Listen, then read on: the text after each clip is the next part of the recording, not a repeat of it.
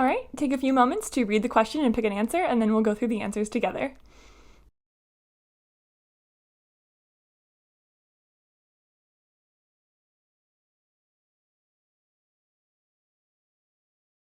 All right, so our question reads that a 79-year-old man presents to the emergency department for increased confusion and irritability. His wife states that the patient has not been acting like himself for the past several days, and this morning was unable to carry on a simple conversation with her. Okay, so we have this picture of an elderly man, 79 years old. He's got confusion and irritability just over the past several days. When I think of confusion and irritability, especially in an elderly patient, things that are on my differential are things like delirium, maybe Alzheimer's disease, any of the dementias, maybe a vascular dementia, maybe even something substance related, maybe a Wernicke's, maybe a metabolic cause, potentially an electrolyte abnormality. So I think a great key here to keep in mind is the chronicity. So when we're talking about the past several days, that really rules out something like Alzheimer's disease, because that would of course have a more chronic progression. This seems to be more of an acute issue. Certainly vascular dementia is still on our differential. Certainly delirium is still on our differential. And when thinking about the causes of acute delirium, I like to use the MIST framework. So the M in MIST stands for metabolic causes. That could be kidney failure leading to uremia, anything like that. The I stands for infectious causes. So any infection, a high fever can certainly cause delirium. S stands for structural. So this would be things like, do we have a subdural hematoma? Do we have a bump to the head? A vascular accident that could be causing an acute change in mental status. And then the T stands for toxin. And I like to think about this one in two categories. Toxins can certainly be recreational substances like alcohol or opioids or withdrawal from these substances. It can also be just new medications that we have given our patients. So antihistamines are definitely known to cause delirium in our elderly patients. Many other drugs that cross the blood-brain barrier. So these should all be on your list when you're thinking about confusion in an elderly person. And of course, this is an incredibly broad differential. So we're going to need to continue reading our question. The question goes on and it says, the patient's wife notes that the patient has had increased watery, foul-smelling diarrhea, requiring him to be near a toilet at all times. So definitely some increased urgency here.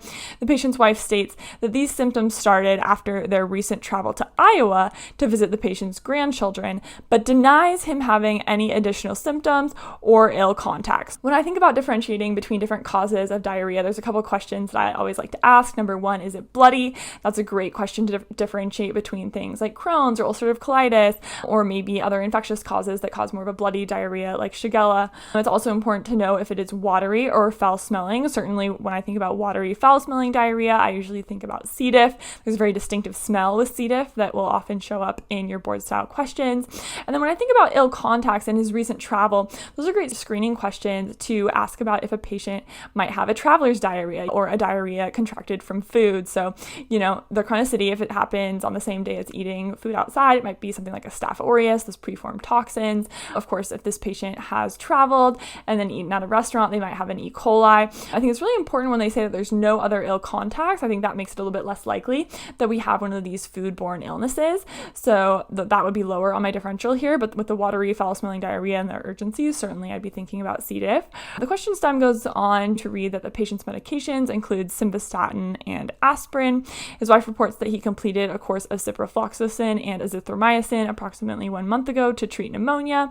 And this here is interesting because in the setting of recent antibiotic use, we know that is one of the risk factors for developing C. diff, and that coupled with our watery, foul-smelling diarrhea, those are definitely ringing alarm bells for me, thinking that C. diff is likely going to play a role in us answering this question. The question continues to read that in the emergency department, our patient is started on IV fluids and his condition initially improves. 2 hours later, he experiences acute onset dysphagia and new weakness in his lower extremities. Deep tendon reflexes are noted to be increased at this time. What is the most likely cause of the patient's worsening condition? So we have a picture of this patient who we're pretty sure has C. diff. Our patient comes into the ER for confusion and irritability. He's given IV fluids and his condition initially improves, but after 2 hours, he begins to experience this dysphagia, these new weakness in his lower extremities. Deep tendon reflexes are increased, so definitely some neurological symptoms symptoms, and we want to know the most likely cause of this patient's worsening condition.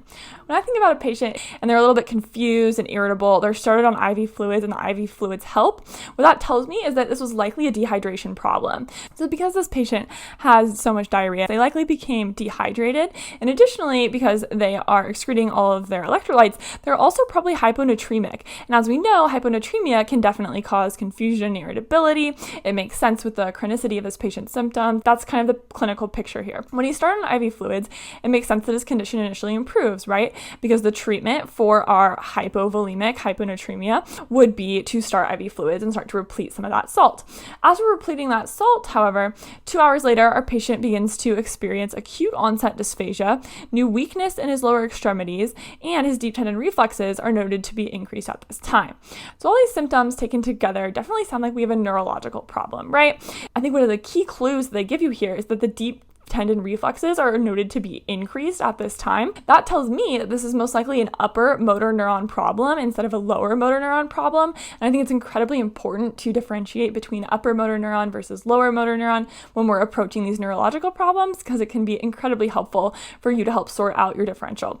So we have this upper motor neuron problem, and the question asks us what is the most likely cause of this patient's worsening condition. Well, taken together with the fact that we're rapidly correcting a patient's sodium, that he improves in the ED once we start our IV fluids and then begins to experience neurological symptoms, this is a classic presentation for osmotic demyelination syndrome. Osmotic demyelination syndrome, remember, is that syndrome that can occur when we replete a patient's sodium too quickly, causing all of the fluid to rush out of the brain cells, specifically those oligodendrocytes, which are our myelinating cells, and then causing demyelination and upper motor neuron damage, which would lead to these symptoms that we see here, the dysphagia, maybe new weakness in lower extremities, and increased deep tendon reflexes. That's really important because this is an upper motor neuron problem. If we had a lower motor neuron problem, we would see decreased deep tendon reflexes, and that's a really important key differentiating factor here. So now we have a great idea about what's going on in this problem. We know that we're talking about osmotic demyelination syndrome, so let's go through our answer choices and see what fits this pathology.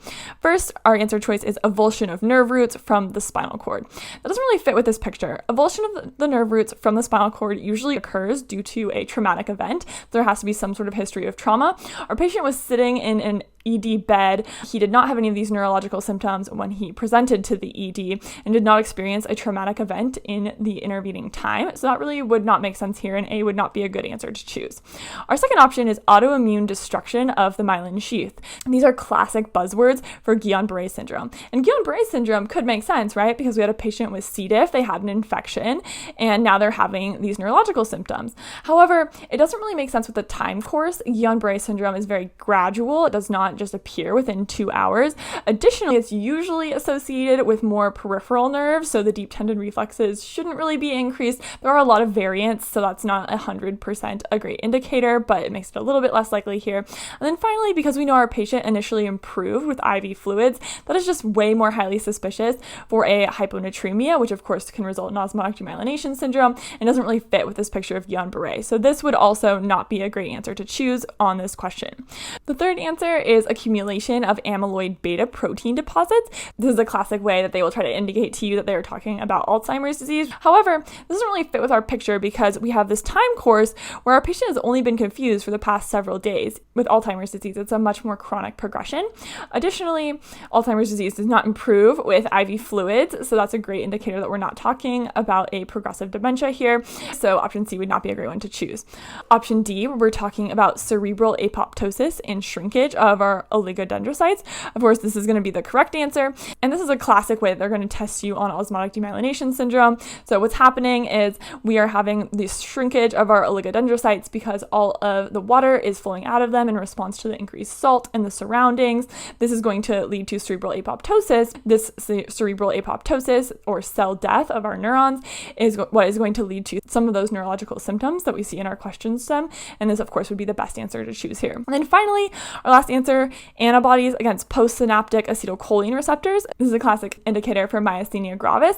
Myasthenia gravis, again, is not going to present with increased deep tendon reflexes. It's going to be more consistent with fatigability, so increased muscle weakness after muscle use. This also would not account for our patient's confusion or improvement on IV fluids, so this is not going to be the correct answer to choose either. I hope after watching this video, it's very clear why we chose answer D to answer this question. Some high-yield takeaways that I want you guys to be aware of here are when answering questions like these, where you have a lot of things that could be on your differential, really pay attention to the time course and the chronicity of onset, because that's going to be a great way to cross a bunch of things off your differential right away. No matter what the differential is, if we're talking about diarrhea, for example, that's a great way to differentiate between traveler's diarrhea, which would only last for maybe 10 days, or something like C. diff that could go on for up to months. Talking about confusion, which we also talked about in this video, again, it's a great way to differentiate between, is this an acute delirium or is this a progressive dementia or something like that. So really pay attention to the time course of all the different pathologies you learn about and the pathologies that they give you on step 1. And then finally, when answering these types of questions, a lot of times on step 1, the answer choices that they give you will not directly indicate which disease they're talking about. So it's a great idea to get familiar with some of the underlying basic science behind these diseases. Understanding the basic science will help you look through these answer choices and realize from the description what diseases they're talking about, which will help you get the right answer on test day. Now that's all I have for you on this video. Thanks, and I'll see you next time.